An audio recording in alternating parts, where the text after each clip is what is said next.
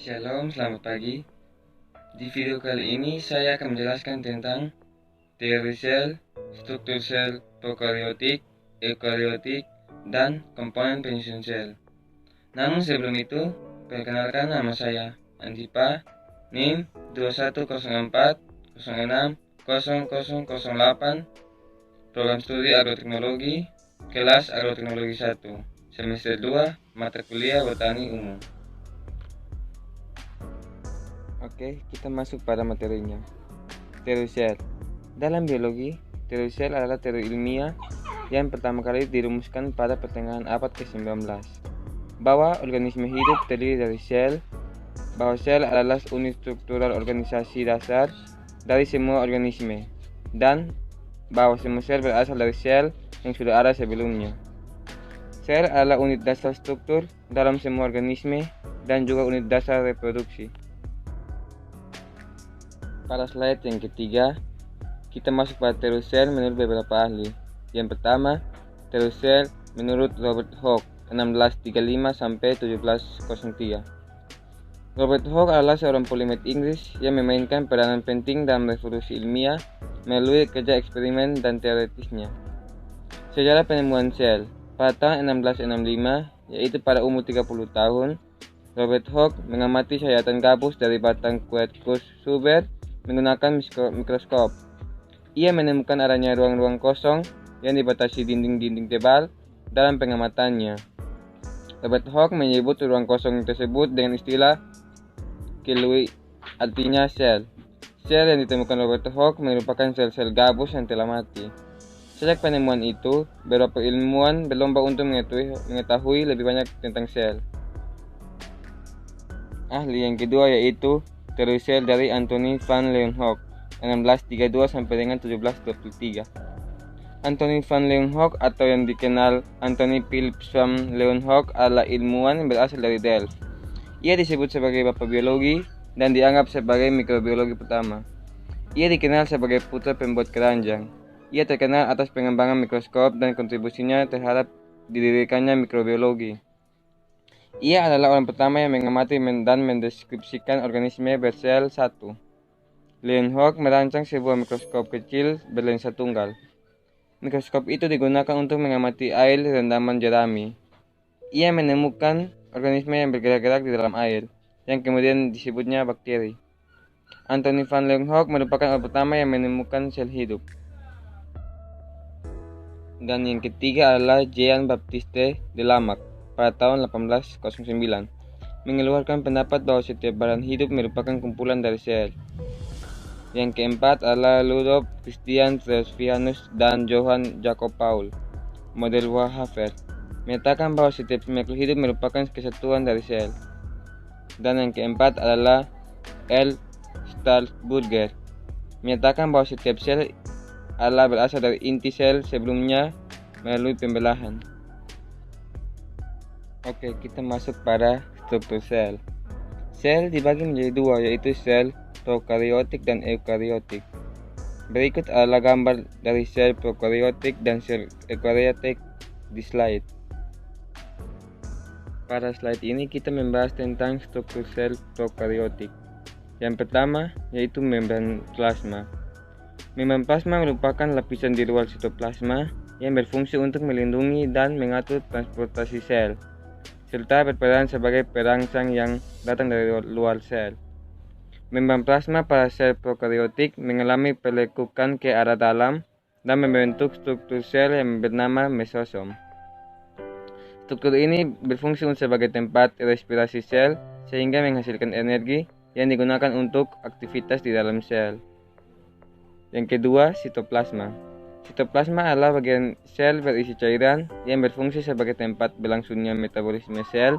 Kandungan cairan terbanyak dalam sitoplasma adalah air yang mencapai 80 atau sampai 90%. Yang ketiga adalah nukleus. Nukleus atau inti sel memiliki fungsi untuk mengendalikan dan mengatur seluruh kegiatan sel. Tidak hanya itu, nukleus juga berfungsi sebagai pembawa informasi genetik, yaitu kromosom yang akan diturunkan ke generasi selanjutnya. Kromosom tersendiri memiliki struktur yang terdiri atas DNA dan protein. Keempat, ribosom. Ribosom merupakan struktur sel prokaryotik berupa butiran yang berfungsi untuk memperbaiki protein. Kelima, dinding sel. Dinding sel berfungsi sebagai struktur pelindung kedua setelah membran plasma. Keenam, kapsul. Kapsul merupakan pelindung sel ketiga setelah membran plasma dan dinding sel.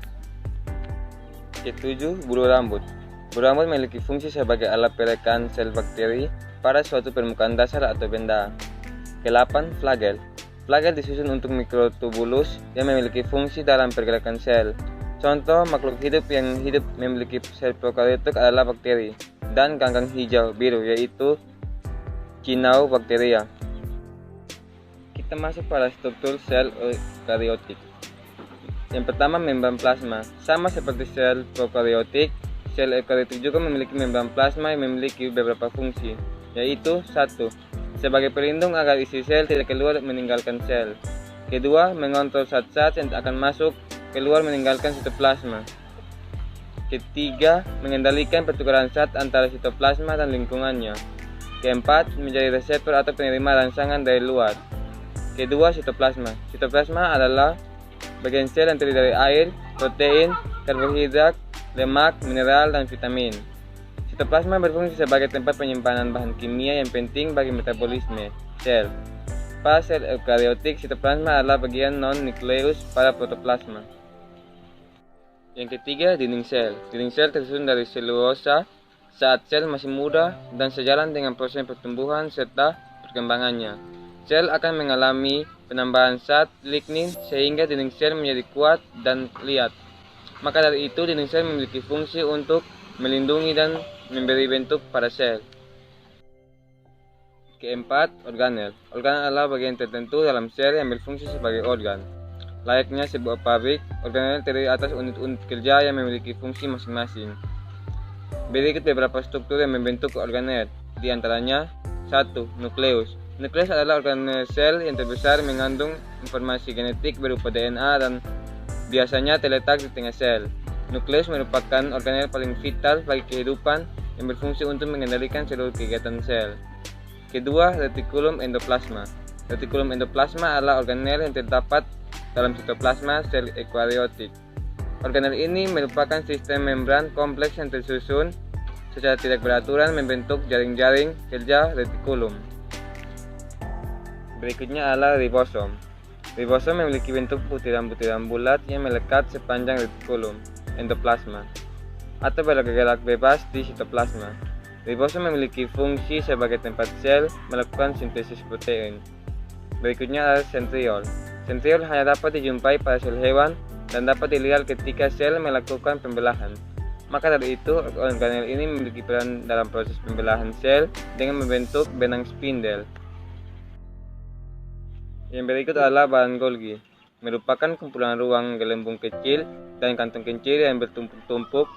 Bahan Golgi berfungsi sebagai alat pengeluaran protein dan lendir. Yang berikut lisosom. Merupakan kantong kecil dengan membran tunggal yang mengandung enzim pencernaan. Lisosom berfungsi untuk mencerna bagian-bagian sel yang rusak dan zat asing yang masuk ke dalam sel, serta menghasilkan dan menyimpan enzim pencernaan seluler. Ketiga, mitokondria. Mitokondria memiliki membran dalam dan luar yang berbentuk cerutu serta berkeluk-keluk. Mitokondria memiliki fungsi sebagai penghasil energi sehingga diberi julukan The Powerhouse.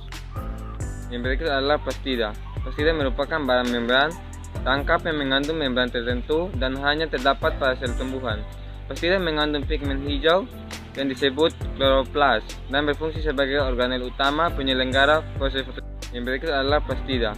Plastida merupakan barang membran tangkap yang mengandung membran tertentu dan hanya terdapat pada sel tumbuhan. Plastida mengandung pigmen hijau yang disebut kloroplas dan berfungsi sebagai organel utama penyelenggara proses fotosintesis. Vakuola. Vakuola adalah ruangan yang terdapat dalam sel dan dibatasi oleh membran yang disebut konoplas. Pada sel tumbuhan yang sudah tua, vakuola tampak berukuran besar dan berisi cadangan makanan serta pigmen. Kita masuk pada komponen penyusun sel. Yang pertama, dinding sel. Dinding sel merupakan lapisan kaku yang mengelilingi bagian luar membran sel. Uniknya, dinding sel ini hanya dimiliki oleh sel tumbuhan dan beberapa organisme lain seperti jamur, bakteri, alga, dan loh. Dinding sel juga terdiri dari 3 lapisan, yaitu lamela, tengah, dinding sel primer, dan dinding sel sekunder. Terdapat gambar dari dinding sel. Yang kedua, membran sel. Membran sel adalah bagian sel paling luar yang menjadi batas antara isi sel dan sekitarnya. Terlebih lagi untuk sel yang tidak memiliki dinding sel. Membran sel terdiri dari 2 lapisan, yaitu fosfolipid dan lipoprotein. Komponen penyusun membran sel meliputi lipid, protein, dan karbohidrat. Berikut adalah gambar dari membran sel. Yang ketiga adalah inti sel. Inti sel merupakan induk dari sel itu sendiri. Hal itu karena seluruh kegiatan sel dikendalikan oleh inti sel. Inti sel merupakan organel terbesar dalam sel dan menyumbang sekitar 10% volume sel. Inti sel tersusun dari membran inti, nukleus plasma, dan butiran kromatin. Berikut adalah gambar inti sel. Keempat, sitoplasma. Sitoplasma merupakan bagian yang terletak di antara inti dan membran sel. Sitoplasma diisi oleh suatu cairan yang penting disebut sitosol. Sitosol ini menjadi tempat reaksi biokimiawi serta perantara bahan dari luar ke inti atau organel sel lain. Sitoplasma terdiri dari 3 bagian, yaitu matriks, organel sel, sel lain inti sel dan membran sel, dan enclosure. Yang keenam adalah plastida. Plastida merupakan organel yang hanya dimiliki oleh sel tumbuhan. Plastida terbagi menjadi 3, yaitu chromoplast, leukoplast, dan chloroplast. Ketujuh, retikulum endoplasma. Retikulum endoplasma merupakan organel berbentuk ruang berdinding yang saling terhubung membentuk suatu anyaman. Retikulum endoplasma dibedakan menjadi 2 jenis, yaitu retikulum endoplasma kasar dan retikulum endoplasma halus. Ke-8, badan Golgi. Badan Golgi memiliki bentuk seperti kantong pipi. Organel ini ditemukan oleh Camillo Golgi pada tahun 1898 di dalam sel kelenjar. Setiap sel hewan memiliki badan Golgi dan jumlah besar, yaitu 10-20.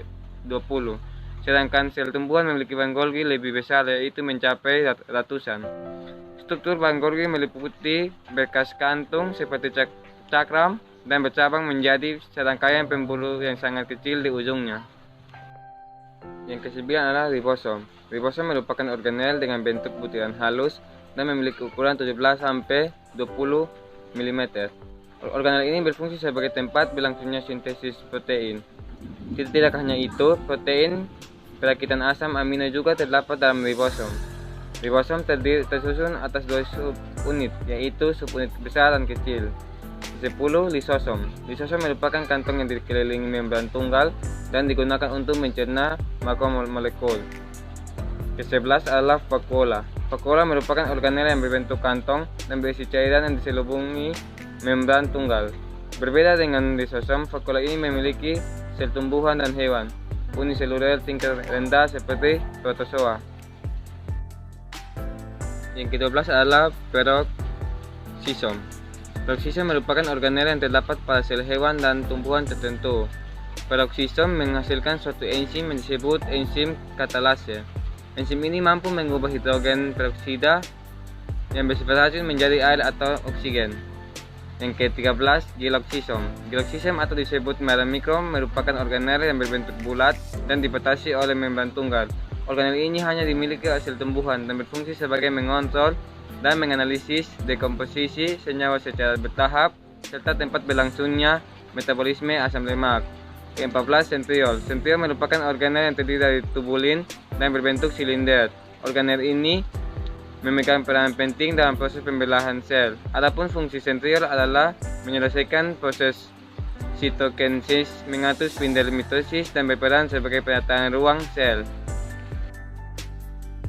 Demikian hasil presentasi saya. Mohon maaf bila terjadi kesalahan kata ataupun sebagainya. Saya ucapkan terima kasih.